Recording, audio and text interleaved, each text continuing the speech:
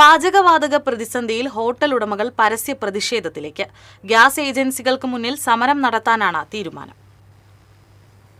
Portal വഴി book ചെയ്ത് allotment ആയാലും ചില ഗ്യാസ് ഏജൻസികൾ സിലിണ്ടർ വിതരണം ചെയ്യാൻ മടിക്കുകയാണെന്നാണ് ഹോട്ടൽ ഉടമകളുടെ പരാതി. ഔദ്യോഗിക അറിയിപ്പ് ലഭിച്ചില്ലെന്നാണ് കാരണം പറയുന്നത്. വിതരണത്തിൽ നിസ്സഹകരണം തുടരുന്ന ഗ്യാസ് ഏജൻസികൾക്ക് മുന്നിൽ പ്രതിഷേധം നടത്താനാണ് കേരള ഹോട്ടൽ ആൻഡ് റെസ്റ്റോറന്റ് അസോസിയേഷന്റെ തീരുമാനം. സംസ്ഥാനത്ത് വാണിജ്യ LPG സിലിണ്ടറുകളുടെ വിഹിതം 60% ഉയർത്തിയെങ്കിലും 10% സിലിണ്ടർ പോലും ലഭിക്കുന്നില്ലെന്ന് ഹോട്ടൽ ഉടമകൾ പറയുന്നു. സിലിണ്ടർ നൽകാമെന്ന് അധികൃതർ അറിയിക്കുന്നുണ്ടെങ്കിലും വിതരണത്തിന് നടപടികൾ ഉണ്ടാകുന്നില്ലെന്ന് ഹോട്ടൽ ഉടമകൾ പരാതിപ്പെടുന്നു. ഓയിൽ കമ്പനികൾ ഏർപ്പെടുത്തിയ നിയന്ത്രണം മറികടക്കാൻ സർക്കാർ കൊണ്ടുവന്ന അടിയന്തര SOS സംവിധാനവും ഏജൻസികളുടെ നിസ്സഹകരണം മൂലം പരാജയമായി. കരിഞ്ചന്തയിൽ 3500 രൂപയ്ക്ക് വരെ സിലിണ്ടർ വിൽക്കുന്നതായും ആക്ഷേപമുണ്ട്.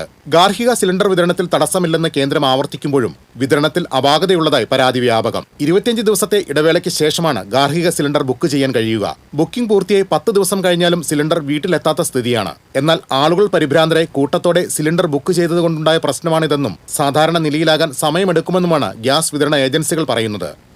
News desk TCV.